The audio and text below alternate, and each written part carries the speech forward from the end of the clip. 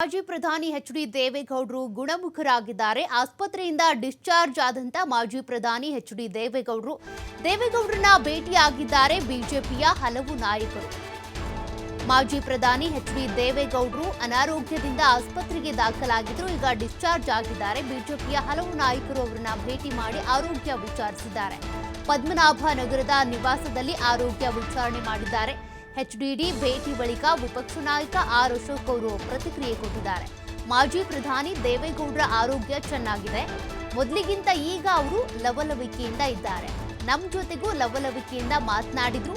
ರಾಜಕೀಯವಾಗಿ ಬಹಳಷ್ಟು ಮಾತಾಡಿದ್ರು, ಸಲಹೆ ಕೊಟ್ರು ಅಂತ ದೇವೇಗೌಡರ ಆರೋಗ್ಯ ವಿಚಾರಿಸಿದ ಬಳಿಕ ಆರ್ ಅಶೋಕ್ ಅವರು ಪ್ರತಿಕ್ರಿಯೆ ಕೊಟ್ಟಿದ್ದಾರೆ. ಸರಿ ಇಲ್ಲ ಅಂತೇಳಿ ಮಣಿಪಾಲ್ ಆಸ್ಪತ್ರೆಯಲ್ಲಿ ಅಡ್ಮಿಟ್ ಆಗಿದ್ರು. ಈಗ ಮನೆಗೆ ಬಂದಿದ್ದಾರೆ. ಬಹಳ ಆರೋಗ್ಯವಾಗಿದ್ದಾರೆ, ಲವಲವಿಕೆಯಿಂದ ಇದ್ದಾರೆ. ಮೊದಲಿಗಿಂತಲೂ ಕೂಡ ಚೆನ್ನಾಗಿದ್ದಾರೆ.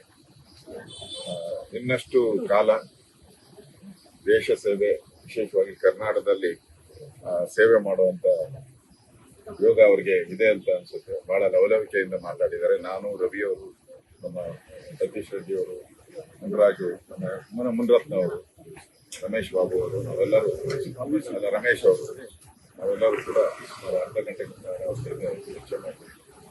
ಬಹಳ ಲವಲವಿಕೆಯಿಂದ ರಾಜಕೀಯವಾಗೂ ಬಹಳಷ್ಟು ಮಾತಾಡಿದ್ರು. ರಾಜಕೀಯವಾಗೂ ಕೂಡ ಬಹಳಷ್ಟು ಮಾತಾಡಿದ್ರು, ಸಲಹೆಗಳನ್ನ ಕೊಟ್ಟರು.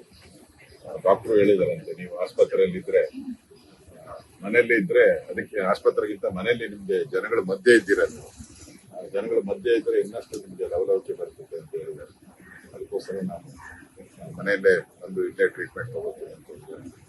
ಒಟ್ಟಾರೆ ನಮ್ದು NDA ಪಾರ್ಟ್ನರ್ JDS ಇರೋದ್ರಿಂದ ಕುಮಾರಸ್ವಾಮಿ ಅವರು ಕೂಡ ಇವತ್ತು ಸಂಜೆ ಬರೋರಿದ್ದಾರೆ. ಅವರು ಒಂದು ವಾರಗಳ ಕಾಲ ಇಲ್ಲೇ ಇರ್ತಾರೆ.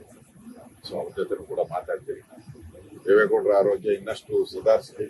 ಅವರು ಈ ರಾಜ್ಯದ ಸೇವೆ